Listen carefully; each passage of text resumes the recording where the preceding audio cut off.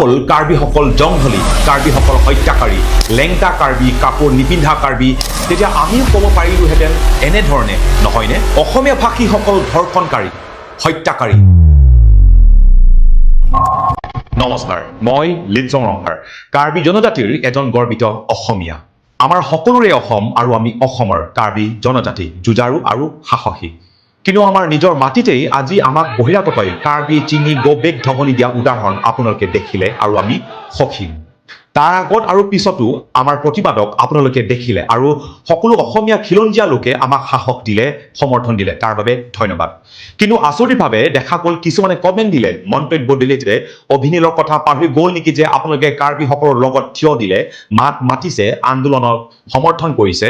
আপোনালোকক কৈছো শুনক, অভিনীলৰ ঘটনাত আমি অত্যন্ত দুখ প্ৰকাশ কৰিছো, কিন্তু য'ত তেওঁলোকৰ হত্যা হৈছিল তাত অসমীয়া লস্কৰ উপাধি মানুহ আছিল, বড়ো মানুহ আছিল, কিন্তু কাৰ্বি মানুহকেই সেই কথাক লৈ মানসিক শাৰীৰিক হাৰাশাস্তি কৰা হ'ল, এতিয়াও কৰে।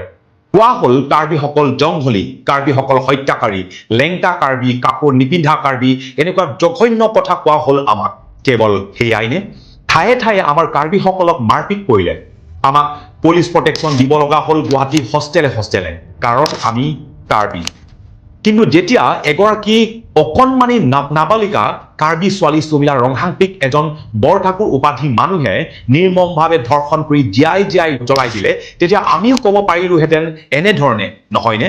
অসমীয়া ভাষীসকল ধৰ্ষণকাৰী, হত্যাকাৰী বুলি আমিও তেনেকৈ আমাৰ খং তেওঁলোকৰ ওপৰত দেখুৱাব পাৰিলোহেঁতেন। কিন্তু আমি দোষীক দোষী বুলিয়ে কৈ নকৰিলোঁ, সমগ্ৰ জাতিক দোষী দিব নোখোজো আৰু দিয়া নাই। বাৰু গ'ল কথা গৈছিল, আপোনালোকক কথা কেইটা ভাগ বতৰা কৰিলোঁ, ভুল শুদ্ধ আপোনালোকে উপলব্ধি কৰিব, বিচাৰ কৰিব, কমেণ্ট দিব। আমি আমাৰ মাজতে যুঁজ বাগৰ কৰি থাকিলে অসমখনক কোনে ৰাখিব আৰু কোনে সুৰক্ষা দিব?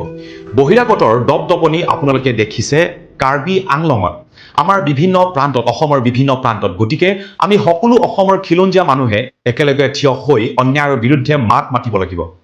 ইমান ধুনীয়া আমাৰ অসমখনৰ কোনো ভূমিপুত্ৰ অধিকাৰৰ পৰা বঞ্চিত নহওক যাতে সেয়া গুৰুত্ব দিব লাগিব।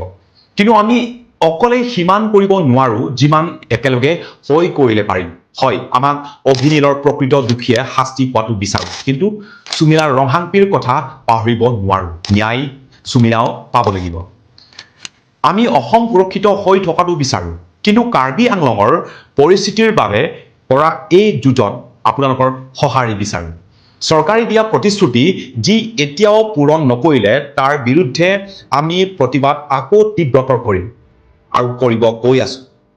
আৰু আমাৰ দাবী পূৰণ নোহোৱা পৰ্যন্ত অনিৰ্দিষ্টভাৱে এই প্ৰতিবাদ হ'ব। আৰু এই যুঁজত সমগ্ৰ অসমৰ খিলঞ্জীয়াই আমাক সাহস দিব, মৰম দিব, আশীৰ্বাদ কৰিব, আমাৰ লগত থিয় দিব। কাৰণ কাৰ্বি আংলঙৰ সমস্যা কেৱল কাৰ্বি আংলঙৰ সমস্যা হৈ থকা নাই, সমগ্ৰ অসমৰ একেই সমস্যা। নিৰ্বাচনৰ সময়তে বহিৰাগতৰ দপদপনি দেখা গ'ল অসমৰ বিভিন্ন প্ৰান্তত। গতিকে খিলঞ্জীয়া বিৰোধী সকলোকে সকীয়াই দিব বিচাৰিছোঁ, এইখন নতুন অসম, জুবিন গাৰ্গৰ অসম, কাকো খাতিৰ নকৰা অসম। ধন্যবাদ। কাৰ্ডম, জয় আই অসম।